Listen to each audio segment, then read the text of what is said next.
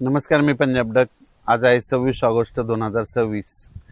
तर ह्या 30 पर्यंत म्हणजे आज 26, 27, 28, 29, 30 ऑगस्ट पर्यंत कोणत्या भागात पाऊस पडणार आहे तर तुम्हाला अंदाज सांगणार आहे.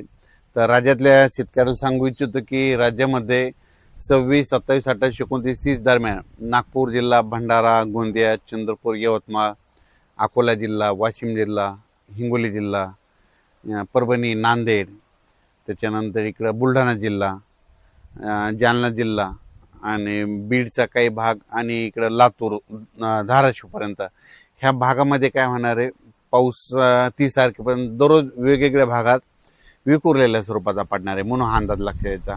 पण सगळ्यात जरा जास्त प्रमाण कुठं राहीन, फक्त विदर्भातच राहीन. मग ते कोणत्या राहीन, मध्य प्रदेश बॉर्डरचे जे जिल्हे तालुके येतं, मग बुलढाणा जिल्हा इकडं ते परिसर, बुलढाणा, अकोला, अमरावती, मोर्शी, अचलपूर, दर्यापूर, परतवाडा, वर्धा, नागपूर, भंडारा ह्या परिसरामध्ये थोडं जास्त प्रमाण राहणार आहे.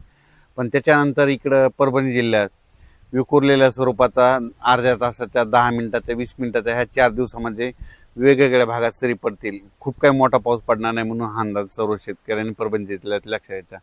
बीड जिल्हा, लातूर जिल्हा, धाराशिव जिल्हा तिकडं देखील खूप काही मोठा राहणार नाही. आता सरीच येतील, अर्ध्या तासाच्या, 10 मिनिटाच्या राहतील म्हणून हे अंदाज लक्षात घ्यायचा. संभाजीनगर जिल्ह्यामध्ये इकडं याच्याकडं फुलंब्री, कन्नड ते सोयगावपर्यंत त्या परिसरामध्ये तुरळक भागात पाऊस असणार आहे म्हणून अंदाज लक्षात घ्यायचा. त्याच्यानंतर ह्या 4 दिवसामध्ये इकडं चाळीसगाव, धुळे, नंदुरबार तिकडं देखील थोड्या सरी येतील म्हणून लक्षात घ्यायचं. आणि इगतपुरीकडे पाऊस पडत असल्यामुळे नाशिककडं सरी येत राहतील. कोकणपट्टी, घाटमाथ्यावरचा पाऊस ते जोराचा चालू राहील. कोल्हापूरकडे देखील सरी राहतील. सांगली जिल्ह्यात देखील आपल्या सरी येत राहतील. सोलापूर जिल्ह्यात देखील सरीत राहतील. मोठा काही पाऊस नसणार आहे. पुणे जिल्ह्यात देखील फक्त सरीच येतील, खूप काही मोठा पाऊस नसणार आहे म्हणून हा अंदाज लक्षात घ्यायचा. काय झालं तर राज्यात असा सगळीकडे पडणारा, खूप मोठा पडणारा, ओढे नाले वाहणार तसा काही सध्या तरी ह्या ऑगस्टमध्ये पाऊस नाही.